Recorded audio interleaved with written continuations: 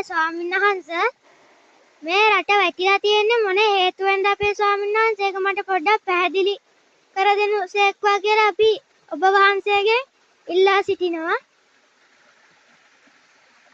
හිමවත් දරුව මේ රට ගැටෙන්නේ එකම කරුණ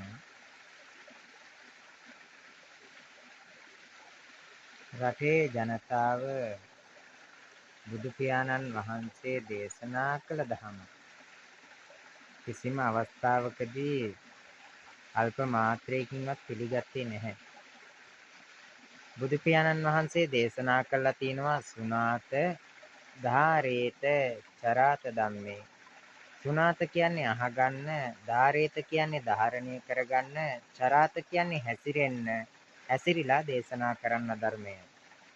අපේ අද සමාජය වෙන්නේ සුණාත ධාරේත හදාරේත ධම්මේ. හිරුවන් ගිහිල්ලා ඉගෙනගෙන කැම්පස් ගිහිල්ලා එහෙම ටිකක් කරගෙන යනවා.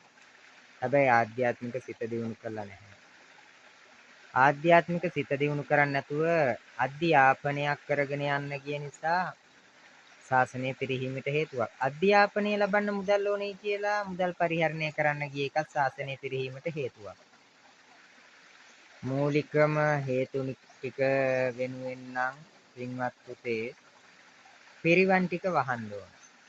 පිරිවන් ටික වහලා ස්වාමින් වහන්සේලාට සිල් ගුණ දම් පුරන්න විතරක් උගන්වන්න ඕන. විෂයන් දැනුම නොදී.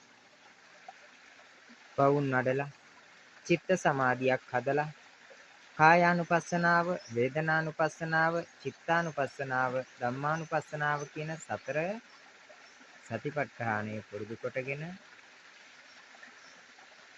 මේ ආධ්‍යාත්මික හිත දියුණු කිරීමයි සිද්ධ කරන්නේ. ඒ හේතුවෙන් බුදු පියාණන් වහන්සේගේ ශාසනයේ චීවර දරන සියලුම ස්වාමින් වහන්සේලා ධර්මය හදාරන්න ගිය හින්දා හැසිරෙන්නේ නැතිව ශාසනය විනාශ වුණා. ස්වාමින් වහන්සේලාට හොඳට උගන්වන්න ඕනේ කියලා ගිහි බවතුන් මුදල් ගිය පහදම් කරගෙන මුදල් දීගෙන ගිය සසර ගමනක් නිසා ඒත් ශාසනය විනාශ වුණා. පින්වත් පුතේ ශාසනයේ විනාශ ස්වභාවය ওই විදියට මේ ගංගා නදිය මේ පොඩි ජල නදිය පල්ලෙහාට ගලනකොට වතුර තව වැඩි වෙලා ලොකු නදියක් වෙනවා ඇත්තේ මේ රුපියල එකතු කරලා හාමුදුරුවරුන්ටත් උනේ ඔය එකම තමයි. උඩුගම් බලානේ යන්න තියෙන්නේ. අවසරයි අපේ ස්වාමීන් වහන්සේ.